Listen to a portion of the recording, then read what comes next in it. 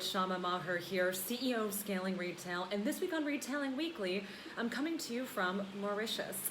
Now located at the east coast of Madagascar, Mauritius is a tiny, tiny island for which I'm spending the week on a bit of holiday. But first, what is going on in retail news and what are some things that I'm really excited about? Well, first and foremost, an amazing interview that Jill Manoff did from Glossy with the head of Intermix. And in this interview, they were talking about the percentage of exclusives and how it penetrated to their total business. Now, 30% of their business is coming specifically from exclusives. And what's so amazing about that? Well, it really shows the need for consumers to be craving and moving towards more and more exclusive product online.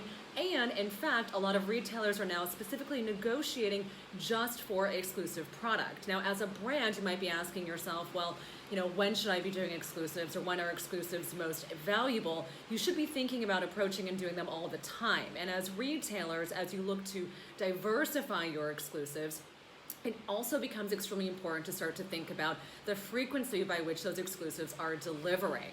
Now, even though retailers are still doing those traditional buy schedules and products are still arriving on a somewhat pretty regular every other month, every 3-month basis, as we start to look at where exclusives can play an important role, we have to also ask ourselves, is it possible to have exclusives come in during off seasons, right? Can we launch a season with the main collections and then every month start to have these capsules and exclusives deliver in the retail store environment?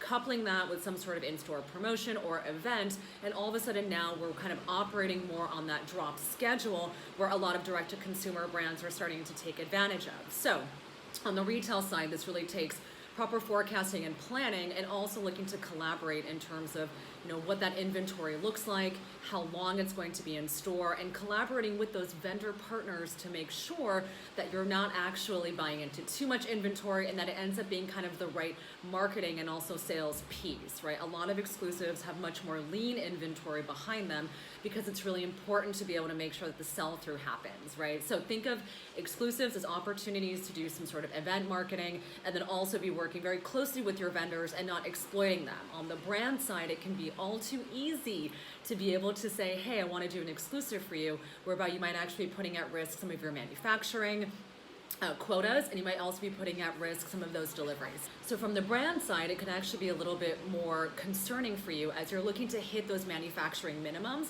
and you want to make sure that you don't end up with so much inventory in stock, even if you have to hit those delivery minimums.